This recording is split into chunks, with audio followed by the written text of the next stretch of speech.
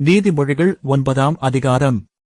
ஞானம் தன் வீட்டைக் கட்டி, தன் 7 தூண்களையும் சித்திரந்தீர்த்து, தன் கொழுத்த ஜந்துக்களை அடித்து, திராட்சரசத்தை வார்த்து வைத்து, தன் போஜன பந்தியை ஆயத்தப்படுத்தி, தன் பணிவிடைக்காரிகளை அனுப்பி, பட்டணத்தின் உயர்ந்த மேடைகளின்மேல் நின்று கூப்பிட்டு, புத்தியனனை நோக்கி, எவன் பேதையோ அவன் இவ்விடத்தில் வரக்கடவன்.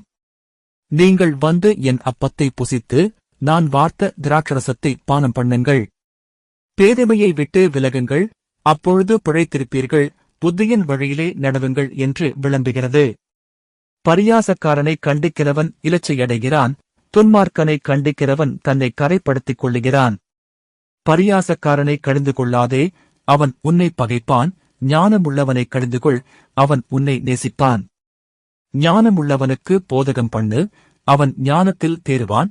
நீதிமானுக்கு உபதேசம் பண்ணு, அவன் அறிவில் விருத்தியடைவான். கர்த்தருக்கு பயப்படுதலே ஞானத்தின் ஆரம்பம், பரிசுத்தரின் அறிவே அறிவு. என்னாலே உன் நாட்கள் பெருகும், உன் ஆயுசின் வருஷங்கள் விருத்தியாகும்.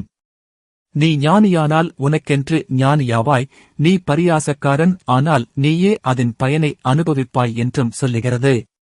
மதியற்ற ஸ்திரீ வாயாடியும் ஒன்றுமறியாத நிர்மூடமுமாயிருக்கிறாள். அவள் தன் வீட்டு வாசற்படியிலும் பட்டணத்தின் மேடைகளிலும் ஆசனம் போட்டு உட்கார்ந்து, தங்கள் வழிகளை நோக்கி நேரே போகும் வழிப்போக்கரைப் பார்த்து, எவன் பேதையோ அவன் இவ்விடத்தில் வரக்கடவன் என்றும், மதியினனை நோக்கி, திருட்டுத் தண்ணீர் தித்திக்கும், அந்தரங்கத்தில் புசிக்கும் அப்பம் இன்பமாயிருக்கும் என்றும் சொல்லிக் கூப்பிடுகிறாள். ஆயினும் மரித்தவர்கள் அவ்விடத்தில் உண்டென்றும், அவளுடைய விருந்தாளிகள் நரகபாதாளங்களில் கிடக்கிறார்களென்றும் அவன் அறியான்.